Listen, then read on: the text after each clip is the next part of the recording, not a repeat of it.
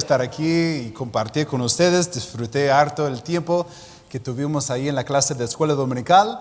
Y bueno, un placer ver a todos ahí ahora reunidos para estudiar la palabra de Dios. Estamos en Romanos capítulo 1. Quiero invitarles por favor que vayan conmigo. Romanos capítulo 1. Fue lindo ver el video ahí de los misioneros que están yendo también a Chile.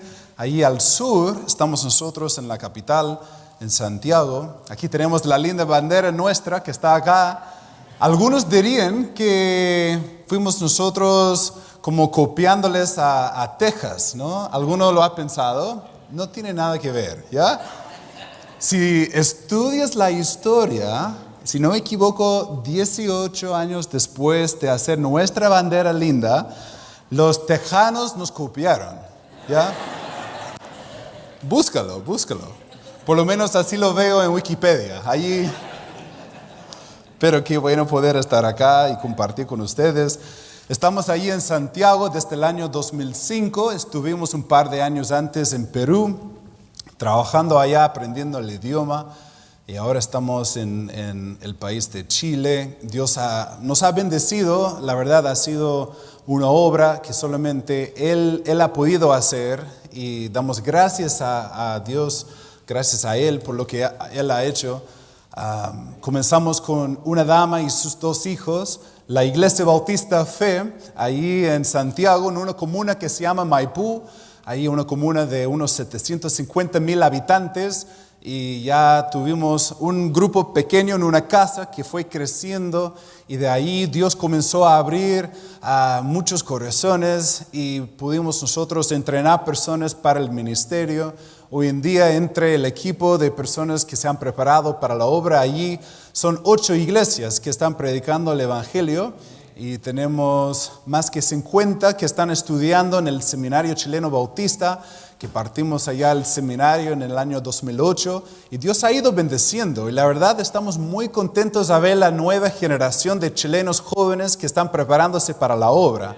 Y la verdad lo que me da más gozo es si Dios desea y si no vuelve antes, ve lo que Él va a hacer durante los próximos años. Quizás los primeros 10, 15 años allá ha sido un tiempo para poner el fundamento y ahora estamos con muchas ganas de ver lo que Dios va a seguir haciendo allá en el país de Chile. Entonces les pido por favor que estén orando por nosotros, orando por los pastores chilenos, las iglesias que están allá. Están justo por comenzar sus cultos de la tarde, aquí en como una hora más. En Chile estamos 5 horas adelantado y ya son las 5:45 de la tarde. A las 7 la mayoría comienzan sus cultos de la tarde allí, entonces que estén orando por toda la obra que Dios está haciendo allá. Bueno, quisiera por favor invitarles que vayan conmigo al libro de Romanos capítulo 1. Y vamos a ver lo que dice aquí, volviendo a leer un poquito lo que sale acá. La Biblia dice, Pablo, siervo de Jesucristo, llamado a ser apóstol, apartado para, mire lo que dice, apartado para el Evangelio de Dios. Aquí encontramos que Pablo en su presentación de sí mismo, obviamente bajo la inspiración del Espíritu Santo, él comienza ahora la carta que tal vez es la carta más importante del Nuevo Testamento. La carta que va a expresar de una forma tan linda y tan robusta quién es Cristo, quiénes somos nosotros sin Cristo y lo que Él ha hecho por nosotros en la provisión del Evangelio. Y en los últimos capítulos vemos nosotros, tal vez del 12 en adelante, muchos consejos prácticos acerca de cómo vivir ahora en nuestra relación nueva en Cristo. Y él parte ahora la carta diciendo que él mismo es un apóstol apartado para el Evangelio de Dios. Y lo que es curioso para mí, siendo fundador de iglesias, siendo misionero, trabajando en un contexto donde no tenemos como creyentes de generaciones. Por ejemplo, en mi propio caso, mi papá era pastor. Y doy gracias a Dios por el privilegio de haber nacido en una familia cristiana. Digo que fue pastor porque él fue a la presencia del Señor justo antes de partir mi esposa y yo al campo misionero. Pero doy gracias a Dios por la crianza que tuve entre una familia cristiana. El papá de mi mamá también era pastor bautista. Mi papá era un hippie que vivía allí en Atlanta y estaba apartado de Dios, pelo largo, trabajando en una botellería, y de repente alguien le invitó a la iglesia y él con unos 20 años fue a la iglesia y allí escuchó el evangelio, aceptó a Cristo y se casó con la hija del pastor, mi mamá. Entonces, doy gracias a Dios, pero trabajando en un contexto donde la mayoría son creyentes de primera generación, trabajando en el campo, abriendo iglesias en sectores donde no hay muchas iglesias, bueno, uno puede después llegar al contexto de la palabra de Dios y puede apreciar mucho porque Pablo y los otros apóstoles estaban trabajando en contextos muy parecidos, donde de repente habían allí paganos, personas bien lejos de Dios que escucharon el evangelio y pusieron su fe en Cristo y comenzaron a ser discípulos, muchas veces entre contextos de mucha persecución. Encontramos a judíos que estaban viviendo una vida religiosa, pero no entendieron quién era Cristo, y en las sinagogas predicaron los apóstoles y muchos aceptaron a Cristo como Salvador personal. Pero después a evaluar cómo fue la iglesia del primer siglo y cómo fue la iglesia jovencita llena de creyentes de la primera generación, me interesa mucho observarlo y sacar aplicaciones para nosotros, porque cuando hablamos de misiones estamos hablando de un trabajo muy parecido. Y la verdad, lo que estamos haciendo acá en Los Ángeles no es fuera de eso tampoco. Hay tantos que nunca han escuchado el evangelio y aceptar a Cristo. Vemos ya una primera generación de creyentes, tal vez entre la familia de uno. Pero quiero observar la generación que cambió el mundo, ¿ya?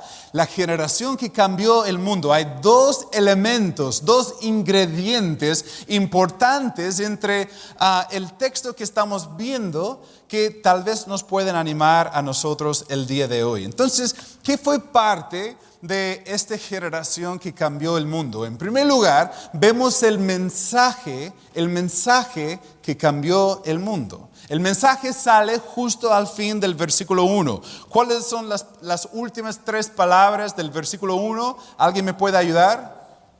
A ver, versículo 1, la última parte. Evangelio de Dios, ¿no? Evangelio, la buena nueva.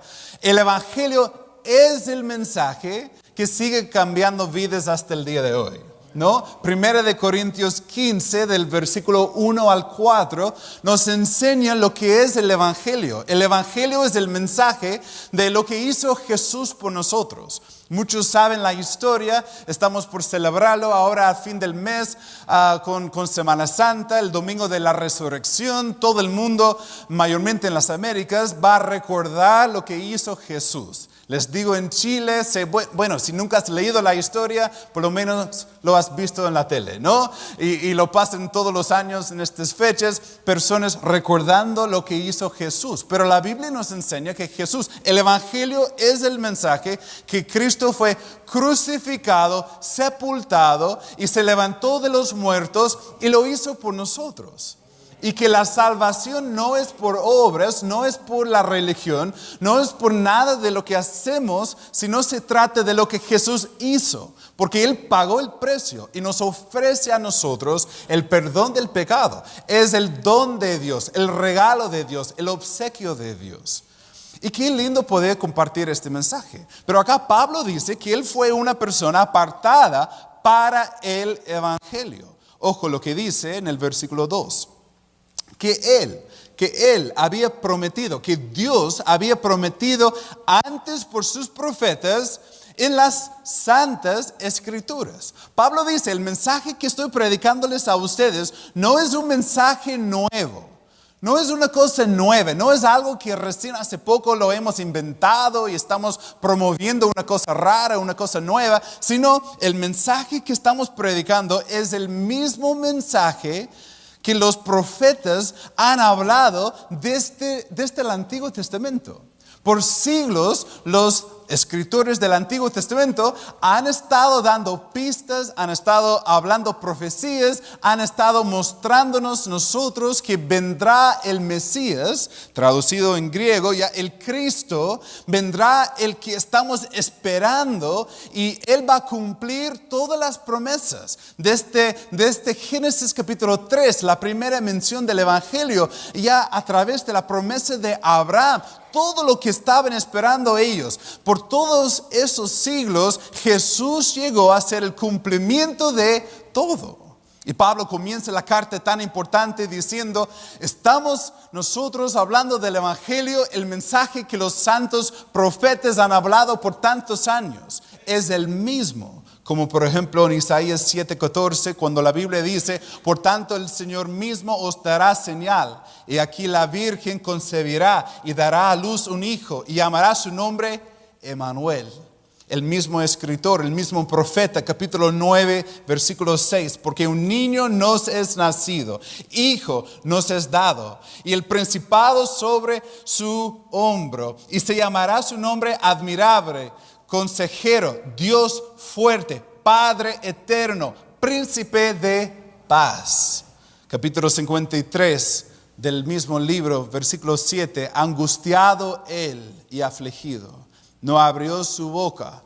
Como oveja, no abrió su oveja. Como cordero fue llevado al matadero. Y como oveja delante de sus trasquiladores, enmudeció y no abrió su boca.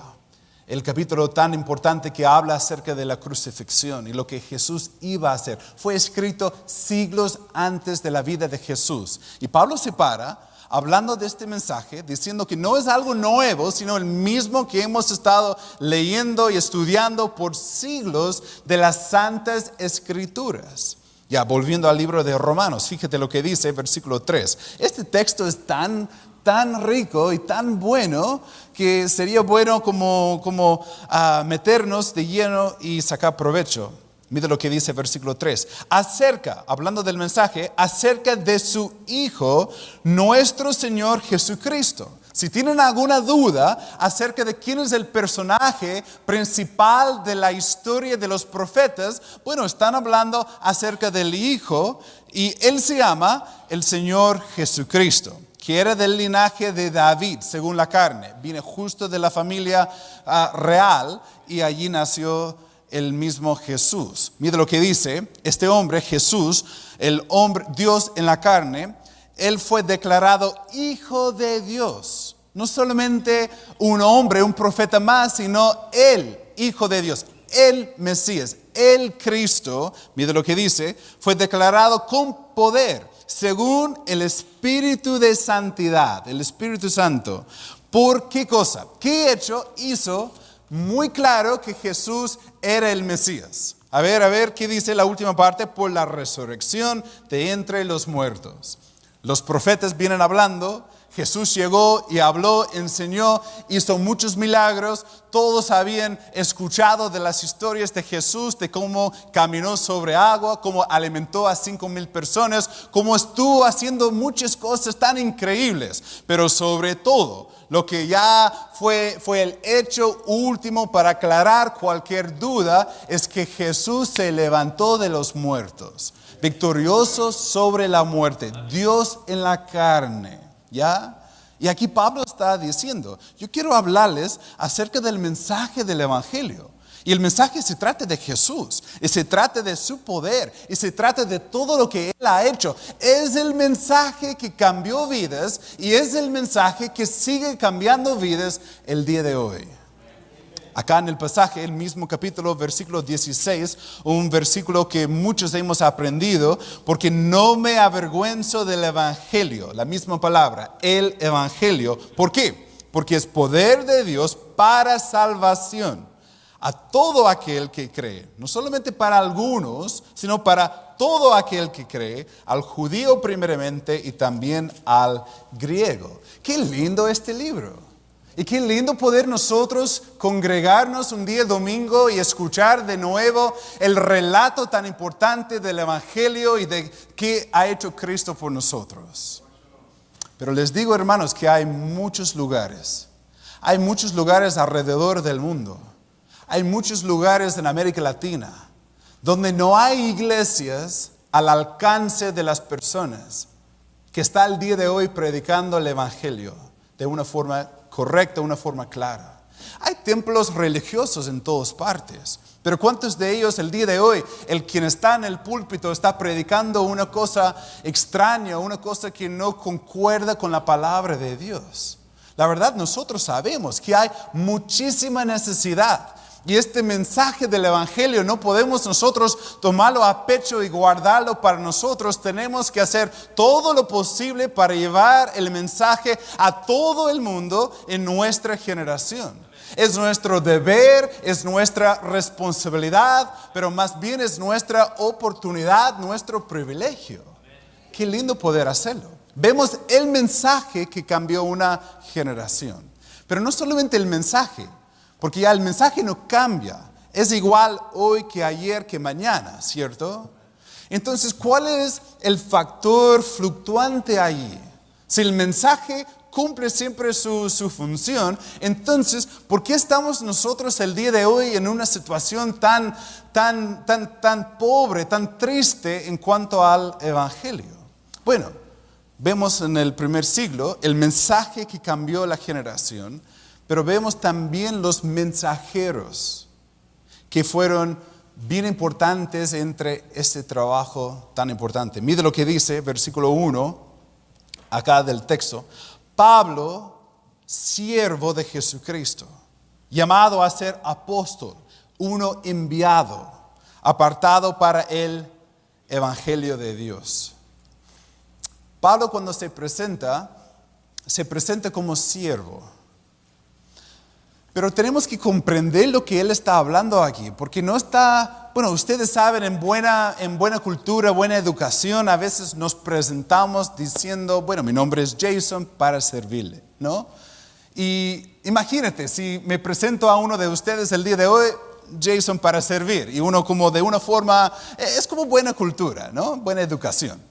Pero ¿qué tal si de repente alguien dice, para servir? El auto está afuera y me gustaría que pase a lavarlo porque está para servir, ¿no? Entonces el auto, hay que pasar, cortar el pasto después porque de repente con la lluvia ahora va a salir el pasto un poco más. Entonces, bien, para servir.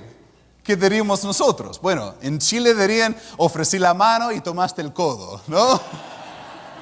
Lo dicen en México también, en Centroamérica, se entiende, ¿cierto? Entonces ya alguien que está sacando provecho del tema, ya siervo pero en palabra, pero Pablo cuando se presenta no está hablando de que estoy para servirles. Es una palabra mucho más fuerte, porque la palabra en sí está hablando más de lo que llamaríamos o pensaríamos nosotros de un esclavo. Uno que ha rendido sus derechos propios para ser el siervo de otra persona. Y Pablo se presenta diciendo, Pablo, siervo de quién. Entonces dice Pablo, yo soy esclavo, soy propiedad de, pertenezco a. Yo no tengo derechos sobre mi vida. Y les escribo diciéndoles, hablándoles de un mensaje tan importante del Evangelio, pero quiero que sepan que mi vida ahora pertenece a Cristo. Yo no tengo derechos. No es mi futuro, no es mi familia, no es mi deseo, no es lo que yo estoy haciendo. La verdad, Él es mi jefe, Él es mi amo, Él es mi Señor, Él es mi rey, Él es el encargado y yo soy simplemente un siervo, soy un esclavo de Jesucristo, vivo para Él, estoy para Él, mi futuro es para Él, todo le pertenece y yo estoy para cumplir con sus deseos. El mensaje no ha cambiado, hermanos, pero temo que muchas veces en nuestros corazones no hay un deseo como hubo en el corazón de Pablo. No hay un deseo de decir, Señor, reconozco que hay un mensaje tan importante y hay una necesidad tan importante y nuestras vidas son tan frágiles y el tiempo es tan corto y tengo que ordenar mi vida y mis prioridades y mi tiempo y mi futuro, todo para cumplir con el plan de evangelizar al mundo entero. Señor, soy un esclavo tuyo, lo que tú quisieras para mí. Aquí está mi familia, aquí está mi futuro, aquí está mi vida, estoy para servir. Y la verdad es lo que Dios nos está llamando a hacer.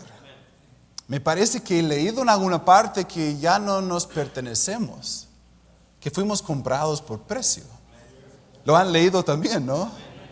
Entonces debemos vivir de esta forma. A los 18 años estuve compartiendo con el grupo en la escuela dominical que la verdad Dios obrando en mi vida, llegué a un punto donde le dije a Dios, Dios, lo que tú quieres de mí ya no es mi plan, no es mi futuro. Estaba tomando algunos cursos adelantados en la universidad mientras que terminaba la escuela, la enseñanza media. Y durante este proceso, la verdad no encontré ningún gusto, ningún deseo, nada me llamaba la atención, nada me llenaba y sentía dentro de mí una necesidad cada vez más fuerte de llevar el evangelio al mundo que necesita saber de Cristo. Y tal vez pueden haber entre un grupo de este tamaño, ¿cómo no va a haber? Personas que tal vez durante esta conferencia misionera, Dios está ya tocando tu corazón.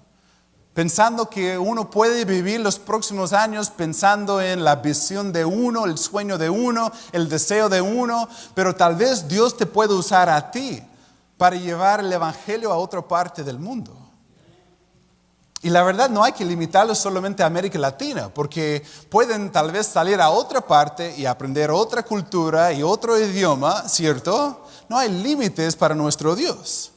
Él puede hacer la obra a través de nosotros. Y si no salen, deben hacer todo lo posible para enviar a otros. Amén. Todo lo posible. Siervos, esclavos del Señor.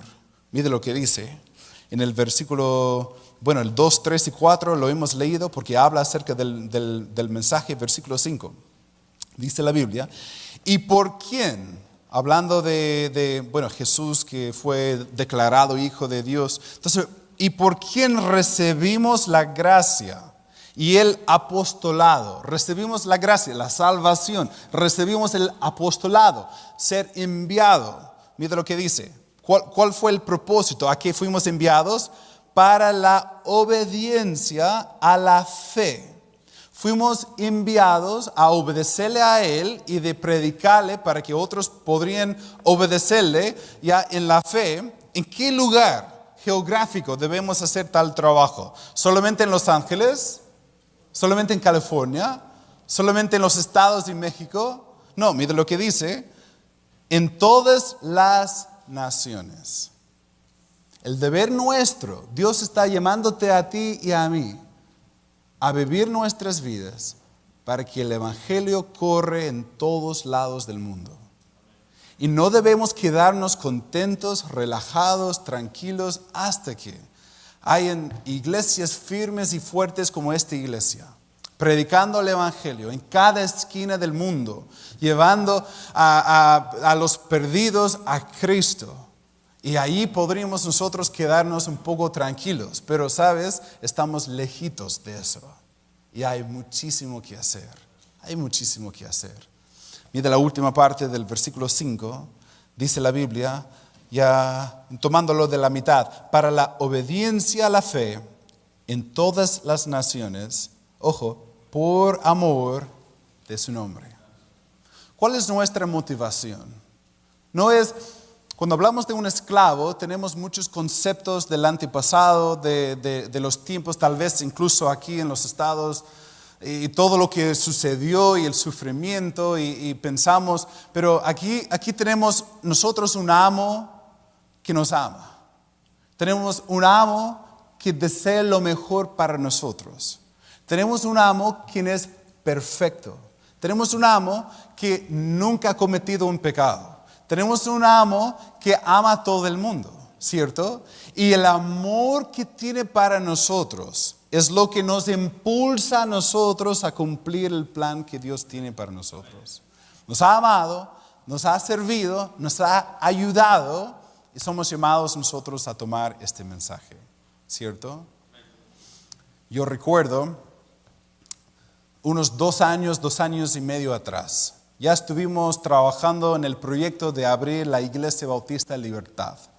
Una iglesia que ahora tuvieron su culto en la mañana, me mandaron fotos, estamos allí en un espacio bien reducido, incluso haciendo 2 cultos el día domingo en la mañana porque no hay espacio.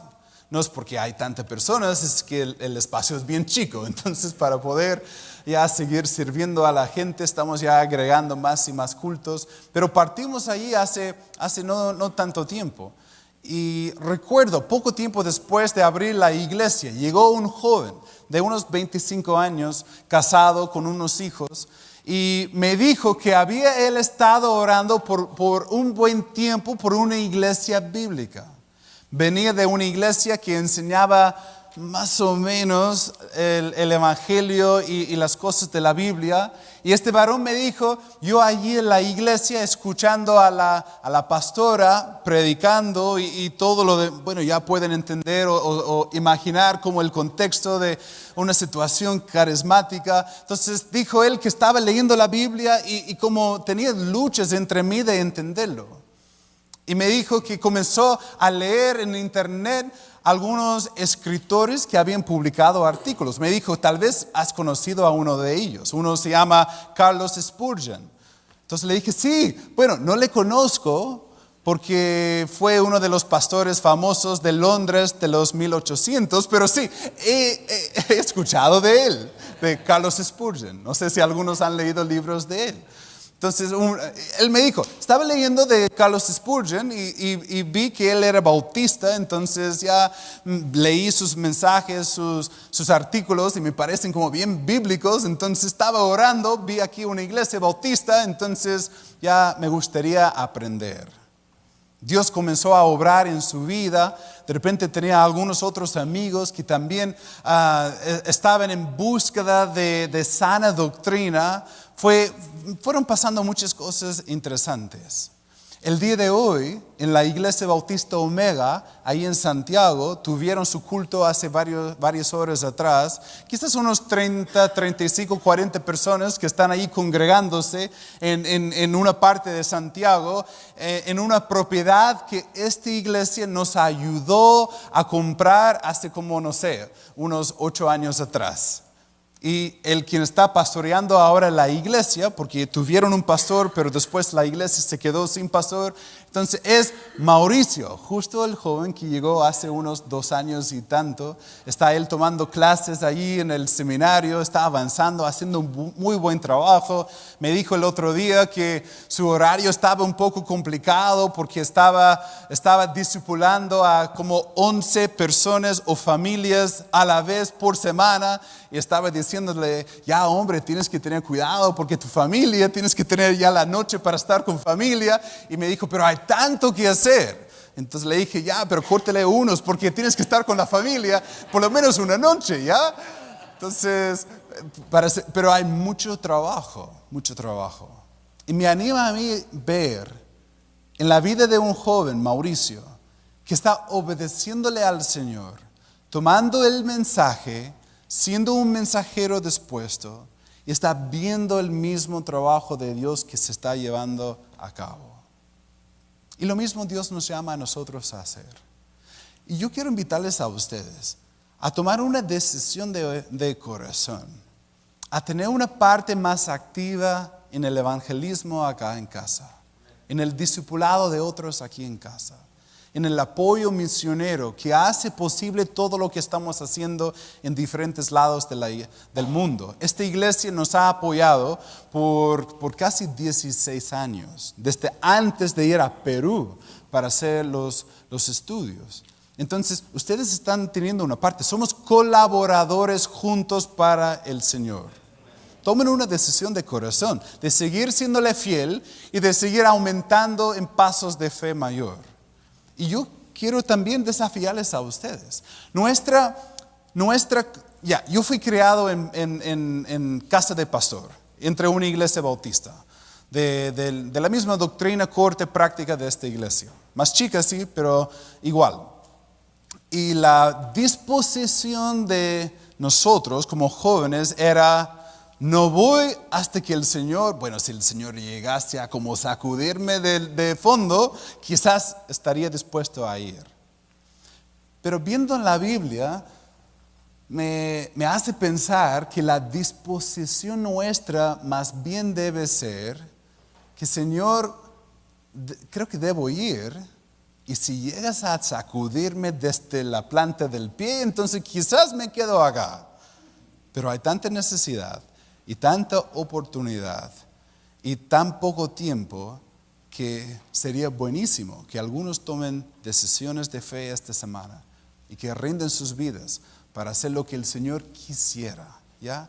Hay que entregarle a Él el plan del futuro, sin poner las condiciones y decir, Señor, aquí está, firmo la parte de abajo y por favor, todo lo demás, detalles, información, destino, lugar, condiciones de vida, todo está en tus manos, yo solamente estoy para obedecer.